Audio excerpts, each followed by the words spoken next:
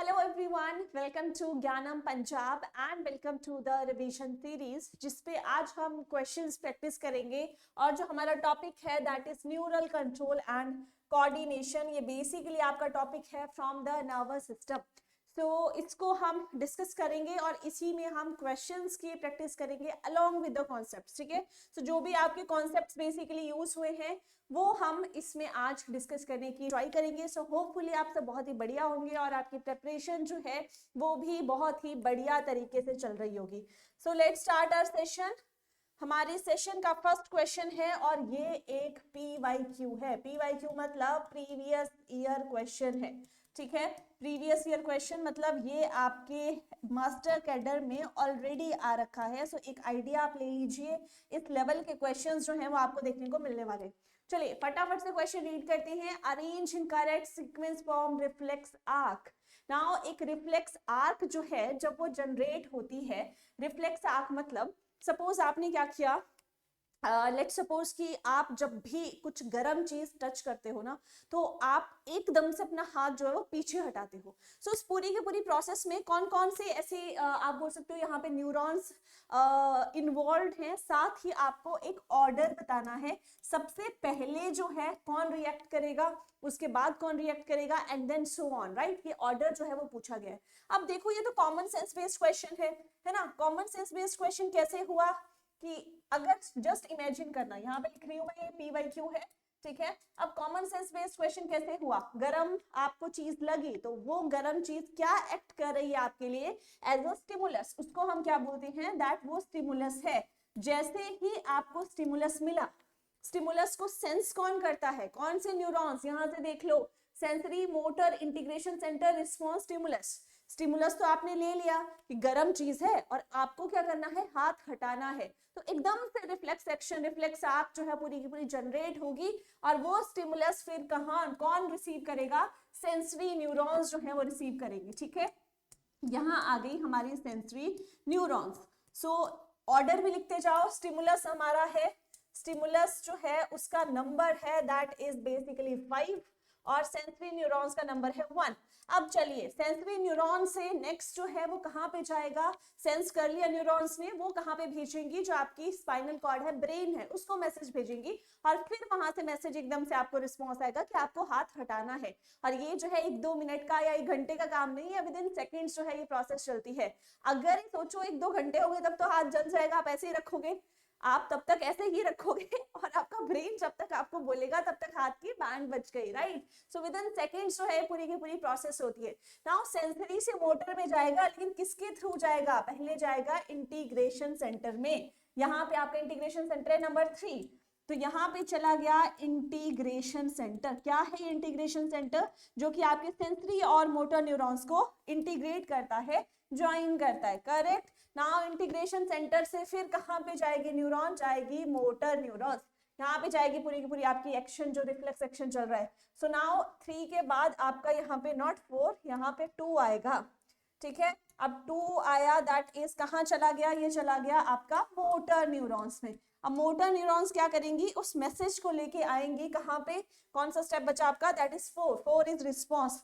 फिर एकदम से रिस्पॉन्स मिलेगा आपको कि आप क्या कर लीजिए, अपने हाथ को हटा लीजिए। विद इन सेकेंड्स जो है ये पूरी की पूरी प्रोसेस आपकी ऑपरेट होती है। ठीक है, तो चलिए 5 1 3 2 4, 5 1 3 2 4, यही ऑप्शन आपकी क्या हो जाती है, करेक्ट हो जाती है। सो दैट इज द ऑर्डर। यहाँ पे आप देख सकते हो, सी ये है स्टिमुलस, गरम चीज लगी, रिसेप्टर ने रिसीव करी, सबसे पहले स्टिमुलस कहाँ गया, उसको सेंसरी न्यूरॉन्स ने वहां से पहुंचाया, इंटर न्यूरॉन जो आपका इंटरमीडिएट था बेसिकली, वो कहाँ पे भेजेंगी, मोटर न्यूरॉन्स। मोटर न्यूरॉन्स फिर क्या करेगा, इफेक्टर और रिस्पॉन्स जो है उसकी जनरेशन होगी। So that is the whole scenario, कैसी चीजें जो है वो ऑपरेट होती हैं। चलिए नेक्स्ट क्वेश्चन देखिए, which of the following sequence describe the passage of action potential in the neuron। अब एक्शन पोटेंशियल है वो कहां कहां से जो है वो चलता है, that is also a PYQ previous year question है ये भी। ठीक है, सो चलो अब यहाँ पे न्यूरॉन जो है उसका स्ट्रक्चर आपको पता होना चाहिए, क्या क्या होता है। तो न्यूरॉन का स्ट्रक्चर जो है कुछ ऐसा आपको देखने को मिलता है, जहां पे कुछ ऐसे सेल्स होते हैं और यहाँ पे ये जो है, ठीक है, कुछ ऐसा स्ट्रक्चर आपको यहाँ पे देखने को मिलेगा। अब आज जो हेयर लाइक स्ट्रक्चर्स हैं ये क्या हैं, ये डेंड्राइट्स हैं, ठीक है। अब यही जो है स्टिमुलस को रिसीव करते हैं, ये है सेल बॉडी, ठीक है, ये है सेल बॉडी बेसिकली। नेक्स्ट जो है अगर हम बात करें that is what, that is axon, यहाँ से, और एक्सॉन के बाद जो है आपकी आती है साइनेप्टिक क्लेफ्ट। तो ऐसे ही सीक्वेंस में कुछ क्या होता है, आपकी पूरी की पूरी अगर मैं बात करूं एक्शन पोटेंशियल वो भी जनरेट होता है। पहले डेंड्राइट्स हैं वो रिसीव करेंगे जो भी मैसेज आया है, वेव्स आई हैं, नेक्स्ट सेल बॉडी में ट्रांसफर होगा, सेल बॉडी से एक्सॉन में होगा, फिर साइनेप्टिक क्लेफ्ट में होगा। सो ऑप्शन डी जो है वो आपकी यहाँ पे बिल्कुल करेक्ट ऑप्शन हो जाएगी। यहाँ से देखिए डायरेक्शन ऑफ एक्शन पोटेंशियल बहुत अच्छे से डिफाइन करके रखी है। सो एक बार अगर आप देखिए यहाँ से, so that is what, that is dendrites, ये हैं आपके डेंड्राइट्स। अब डेंड्राइट्स मल्टीपोलर भी हो सकते हैं, यूनिपोलर में कुछ ऐसे ही हैं जिसमें एक ही सेल बॉडी है, ऐसे डेंड्राइट्स है। इसका एग्जांपल ले लो आप मोटर न्यूरॉन का, ये है डेंड्राइट्स, यहाँ से चल रहा है आपका एक्शन पोटेंशियल। फर्स्ट हो गया डेंड्राइट्स, नेक्स्ट किसके पास जाएगा, सेल बॉडी के पास जाएगा, ठीक है। अब सेल बॉडी से थर्ड कहाँ को ट्रांसफर करेगा, कहाँ पे ट्रेवल करेगा, एक्सॉन में। ये आपकी नोड्स ऑफ रेनवियर हैं, दोनों एक्सॉन्स के बीच में जो ज्वाइन कर रहे हैं, और ये एक्सॉन्स हैं आपकी, ठीक है। अब एक्सॉन्स जैसे ही एंड होती है और उसके बाद फिर यहाँ पे एक्सॉन टर्मिनल के पास क्या प्रेजेंट है, दैट इज साइनैप्स की फॉर्मेशन होती है, जहां पे ये एक्सॉन टर्मिनल जो है दूसरे एक्सॉन के डेंड्राइट से बाइंडिंग करते हैं। सो वहां पे साइनेप्टिक क्लेफ्ट की फॉर्मेशन भी होती है। सो ये नर्व इंपल्स यहाँ से चल के दूसरी में फिर ट्रांसफर होती है। सो that is 4, that is how हमारी ऑप्शन 4 जो है यहाँ पे बिल्कुल करेक्ट ऑप्शन बन जाएगी। चलिए जी नेक्स्ट क्वेश्चन देखिए, a disease of a nervous system in which myelin sheaths of neurons are altered by the formation of plaques is। अब कौन सी डिजीज है, किस चीज की डिजीज है, नर्वस सिस्टम की डिजीज है, जिसमें कहाँ पे ऑल्टरेशन जो है वो आपको देखने को मिल रही है, in the myelin sheath. Myelin sheath में ऑल्टरेशन हो रही है, कैसे ऑल्टरेशन हो रही है, प्लेक्स की फॉर्मेशन हो रही है, ठीक है। न्यूरल डिसऑर्डर से क्वेश्चन आपका आया है। सो बताइए वो multiple sclerosis, cerebral palsy, epilepsy या फिर Parkinson's disease. Again fact based question है। अगर आपने जो न्यूरल डिसऑर्डर्स हैं वो आपने स्टडी किए होंगे अच्छे से, तो आपको एक आइडिया होगा कि यहाँ पे क्या जो है वो आपकी अप्रोप्रिएट ऑप्शन रहने वाली है। सो that is what, multiple sclerosis, ठीक है। एक बार देख लेते हैं वो डायग्राम। ये देखिए ये आपका हेल्दी नर्व सेल है, दैट इज यहाँ पे न्यूक्लियस है, डेंड्राइट्स है, माइलिन शीथ है, नॉर्मल एक्सॉन है आपकी, ठीक है। यहाँ पे देखिए जो माइलिन शीथ है ये देखिए जो एक्सॉन्स को बाहर से कवर करती है, नॉर्मल है। यहाँ पे क्या हो गई है, ऑल्टर हो गई है। डिजीज कौन सी है, मल्टीपल स्क्लेरोसिस। क्लियर। नाउ आपको डिसऑर्डर्स जो है सभी लर्न होने चाहिए, सबका आइडिया होना चाहिए किसमें क्या चीज जो है देखने को मिलती है, क्योंकि बेसिकली अगर हम बात करें किसी भी, अब यहाँ से मल्टीपल स्क्लेरोसिस से आया, नेक्स्ट टाइम हो सकता है इन बाकी सबसे आ जाए, ठीक है। सबका आइडिया जो है वो एक होना आपको डेफिनेट है। चलिए नेक्स्ट देखिए, in a resting neuron the membrane potential is maintained by. अब यहाँ पे क्या है, हम बात कर रहे हैं कि न्यूरॉन है और वो कौन सी पोजीशन पे है, रेस्टिंग पोजीशन पे है, तो उसका मेम्ब्रेन पोटेंशियल जो है वो कैसा रहता है, पहले तो ये पता होना चाहिए पॉजिटिव रहता है कि नेगेटिव रहता है। सो मैं ये चीज आपको बता रही हूँ, नेगेटिव रहता है रेस्टिंग स्टेज पे, ठीक है। अब पूछा गया है कि वो मेंटेन कौन करता है, वो मेंटेन कौन करके रखता है कि वो नेगेटिव ही रहे, वो पॉजिटिव शिफ्ट ना हो। So that is maintained by whom. First है sodium potassium pump and active transport of chloride ions. Second है sodium potassium pump and passive diffusion of ions. Third is active transport of calcium ions only. Fourth है passive diffusion of sodium and potassium ions only. देखो जो आपका membrane potential है ना, तो अगर आपको थोड़ा सा आइडिया होगा तो होता क्या है, जो आपके ऐसी मेम्ब्रेन है इसमें यहाँ पे आपके कुछ चैनल्स जो हैं वो प्रेजेंट रहते हैं, ठीक है। क्या प्रेजेंट रहते हैं, यहाँ पे कुछ चैनल्स जो हैं वो यहाँ पे प्रेजेंट रहेंगे। अब ये चैनल्स कौन से हैं आपके, ठीक है। बेसिकली आपके क्या हो सकते हैं, चैनल्स हो सकते हैं या पंप्स प्रेजेंट हो सकते हैं। तो एक पंप जो है वो मेम्ब्रेन पे आपका प्रेजेंट होता है। Just give me a moment. Suppose ये आपकी मेम्ब्रेन है, इस पे यहाँ पे एक पंप जो है प्रेजेंट होगा, कौन सा है, सोडियम पोटेशियम पंप जो है वो यहाँ पे प्रेजेंट होता है। अब ये सोडियम पोटेशियम पंप करेगा क्या, सोडियम पोटेशियम पंप सोडियम और पोटेशियम की मूवमेंट को रेगुलेट करता है। अब आपको थोड़ा सा आइडिया होगा तो होता क्या है कि हमारी जो मेम्ब्रेन है, चलिए इस कॉन्सेप्ट को हम समझ ही लेते हैं। ऐसे कुछ ये आपकी सपोज करिए मेम्ब्रेन है, हम किसकी बात कर रहे हैं, हम यहाँ पे रेस्टिंग न्यूरॉन की बात करें। अब न्यूरॉन क्या है, सबसे पहले तो न्यूरॉन जो है, जो आपके नर्व सेल है उसको हम क्या बोलते हैं, दैट इज न्यूरॉन। ठीक है, इसको हमने स्पेसिफिक नाम दे दिया है न्यूरॉन। है क्या, सेल ही है। ठीक है, तो इसकी मेम्ब्रेन की अगर हम बात कर रहे हैं तो मैंने बोला रेस्टिंग स्टेज पे जो मेम्ब्रेन पोटेंशियल है, that is what, membrane potential है, उसका चार्ज कैसा होता है, कैसा होता है वो होता है आपका नेगेटिव। ठीक है, नेगेटिव होता है, कितना होता है, -70 मिलीवोल्ट, इतना होता है आपका। ठीक है, अब ये इंफॉर्मेशन मैंने आपको दे दी। अब मैंने सेकंड इंफॉर्मेशन क्या आपको दी कि यहाँ पे क्या प्रेजेंट है, यहाँ पे पंप प्रेजेंट है, कौन से, that is sodium potassium pump. ठीक है, अब होता क्या है नॉर्मल सिनेरियो में, अंदर जो है पोटेशियम आपके आयंस प्रेजेंट होते हैं और बाहर जो है वो कौन से आयंस प्रेजेंट होते हैं आपके, ठीक है, बाहर जो है वो आपके सोडियम आयंस प्रेजेंट होते हैं। ये एक्स्ट्रा सेलुलर है।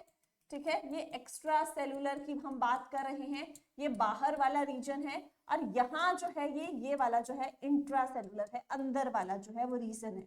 ठीक है, अब अंदर जो है वो क्या प्रेजेंट है, पोटेशियम है, बाहर क्या प्रेजेंट है, सोडियम है, अलोंग विद मैग्नीशियम भी होगा। ठीक है, क्लोराइड आयंस भी होते हैं। अब कंपेयर करना है हमने।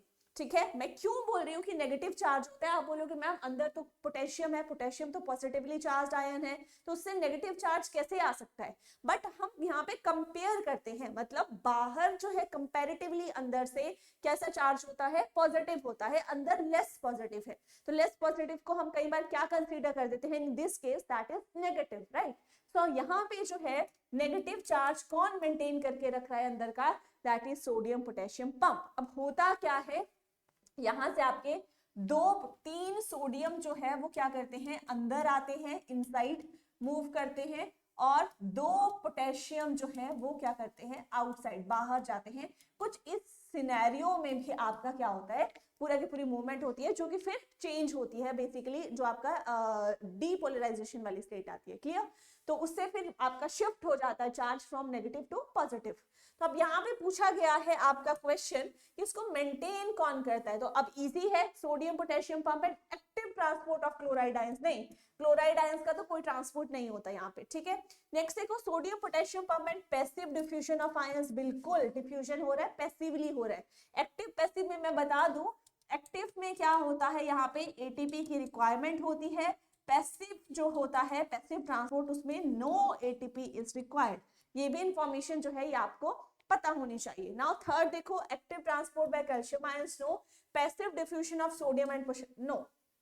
ठीक है, चलो नेक्स्ट क्वेश्चन देखिए, ये एक्सप्लेनेशन है, इसको पीडीएफ आपको एक्सेस हो जाएगी, उसको आप जो है फिर बाद में रीड कर सकते हो अकॉर्डिंगली, राइट। चलिए नेक्स्ट देखिए, which ion is essential for the release of neurotransmitters at the synaptic terminal।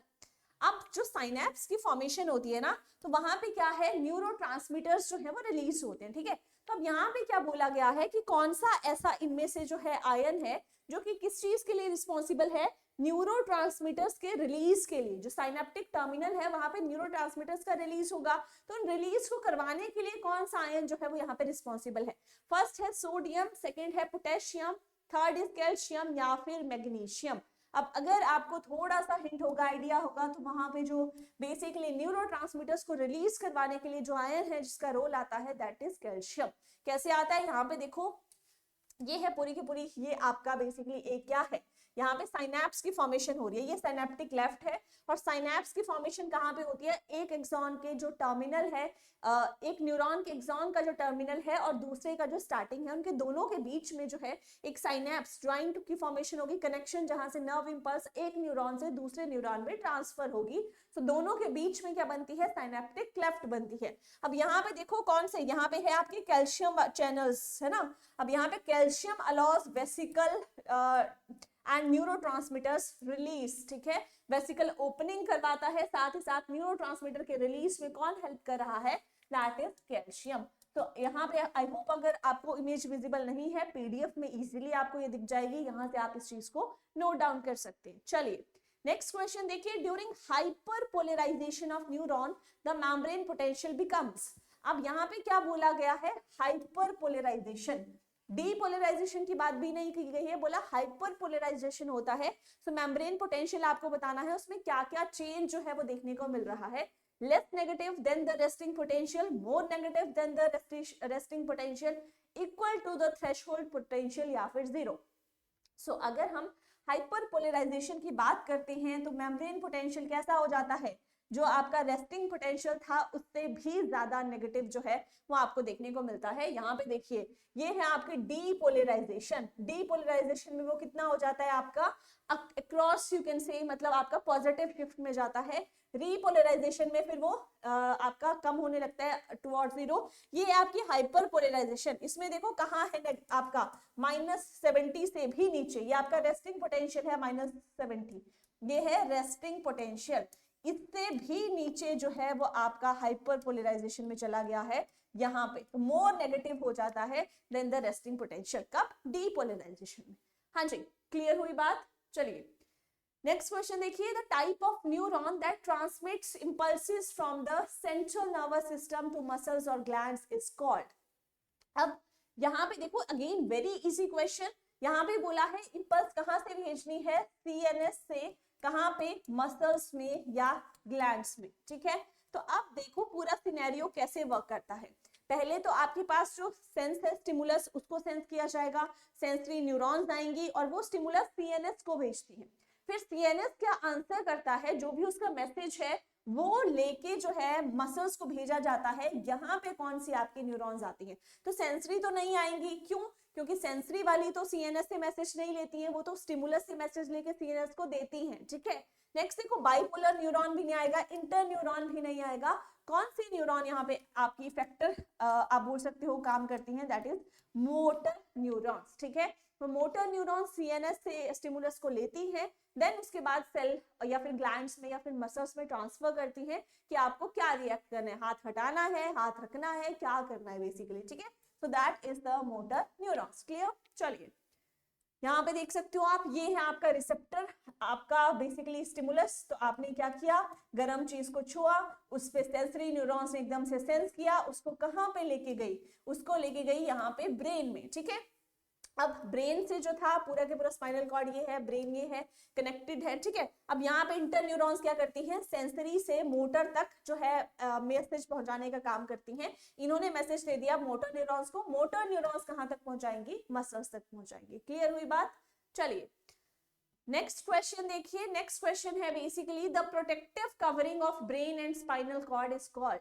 जो ब्रेन है और जो स्पाइनल कॉर्ड है उनकी एक बाहर से कवरिंग होती है, प्रोटेक्टिव कवरिंग होती है, उस कवरिंग को क्या बोला जाता है, myelin sheath, meninges, choroid plexus या फिर वेंट्रिकल्स। देखो कुछ तो आपके बिल्कुल ही एलिमिनेशन है, दैट इज बेसिकली वेंट्रिकल्स है ना, इनका तो हार्ट में रोल आता है, यहाँ पे तो कोई रोल नहीं है। नेक्स्ट देखो माइलिन शीथ, माइलिन शीथ हमने कहाँ पे देखी, जो आपके एक्सॉन्स हैं उनकी यहाँ पे बाहर कवरिंग होती है, उसको हम माइलिन शीथ बोलते हैं। सो ब्रेन और स्पाइनल कॉर्ड की कवरिंग तो ये नहीं है। दो ऑप्शंस बचे, choroid plexus, meninges. So correct option here is option B, that is meninges, ठीक है। हम क्या बोलते हैं उसको, मेनिंजिस बोलते हैं।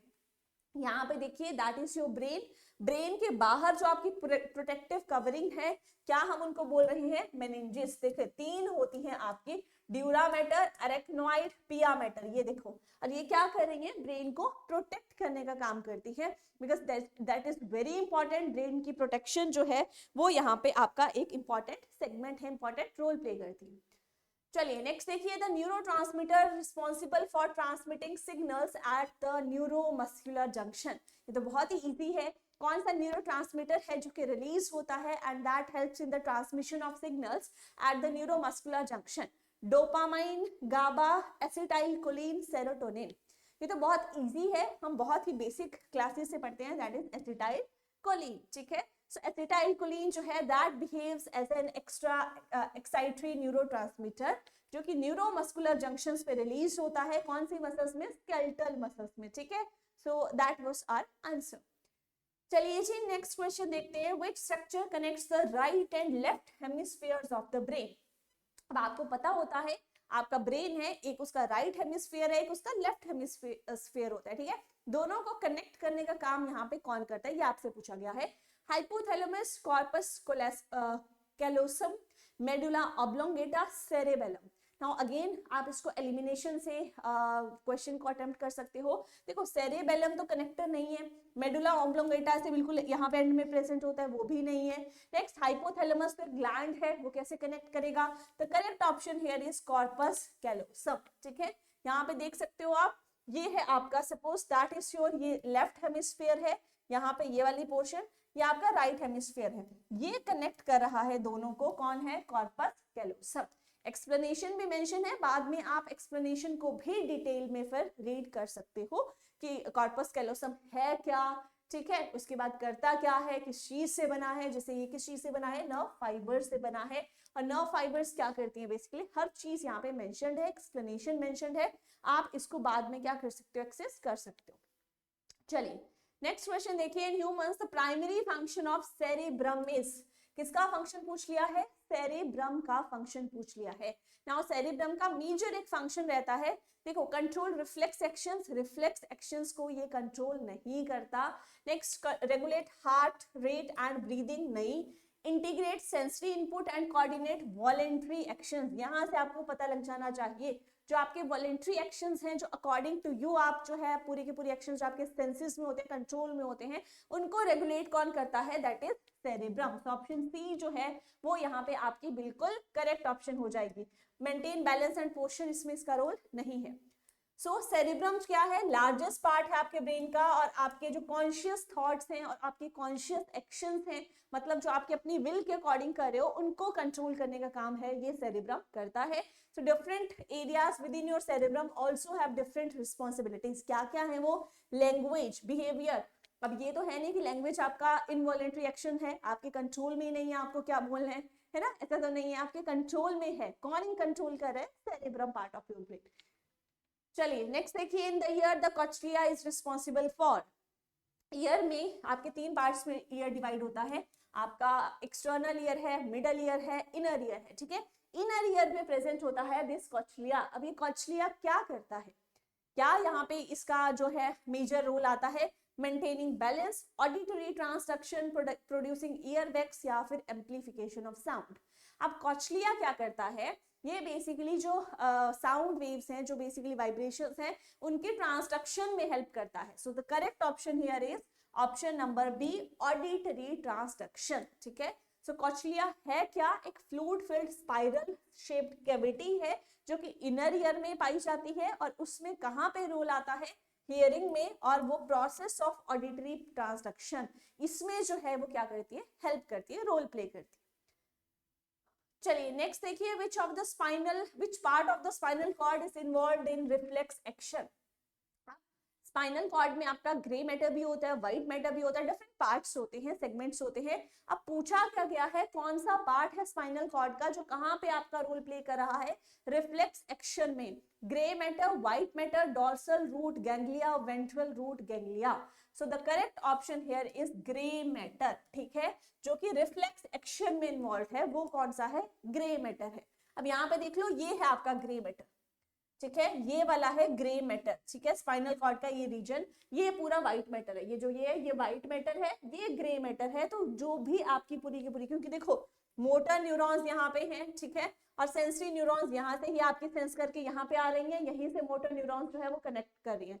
तो ये वाला जो आपका रीजन है that is grey matter of spinal cord, वो करता है बेसिकली क्या, जितनी भी आपकी एक्टिविटीज हैं, रिफ्लेक्स आपकी रिफ्लेक्स एक्शन की जनरेट होनी है, सारी में कौन रोल प्ले करता है, that is the grey matter. So ये भी आपको ध्यान रखना है कि स्पाइनल कॉर्ड का कौन सा पार्ट है। Okay, so that was all about today session. इसी के साथ अब आपको जो है हॉलीडेज भी हैं, सो हॉलीडेज में आपने काम तो डेफिनेट करना है ना, ऐसा तो नहीं होगा कि काम में कॉम्प्रोमाइज होगा, आपको होमवर्क में कॉम्प्रोमाइज होगा। सो अगेन मैं आपके लिए देके जा रही हूँ 3 होमवर्क क्वेश्चंस, जिसमें आपको क्या करना है, फिर बाद में कमेंट्स करके उनका आंसर जो है वो मुझे देना है, ठीक है। कमेंट सबके आने चाहिए, सबके जो है बेसिकली रिस्पांस जो है वो मैं देखूंगी। देन जैसे ही हमारा लाइव सेशन होगा उसमें हम इंटरैक्ट करेंगे और उसमें हम बात करेंगे किसका आंसर सही था, किसका आंसर गलत था। चलिए फर्स्ट क्वेश्चन देखिए, the resting membrane potential of a typical neuron is approximately.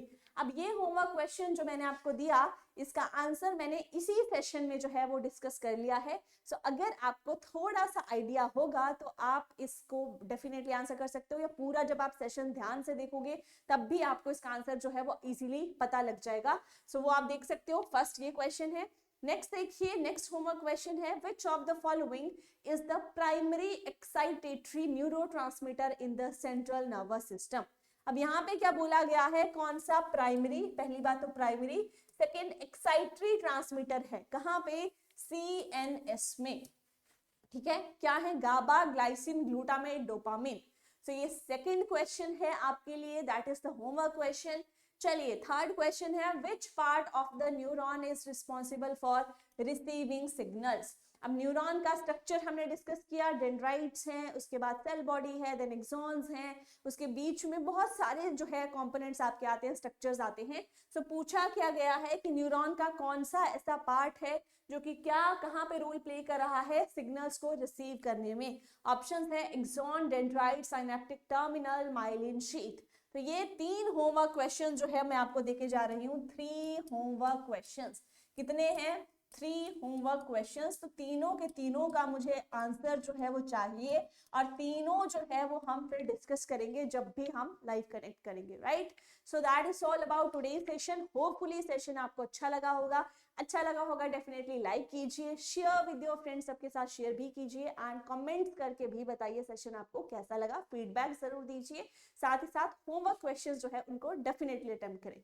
So that is all from my side, thank you so much.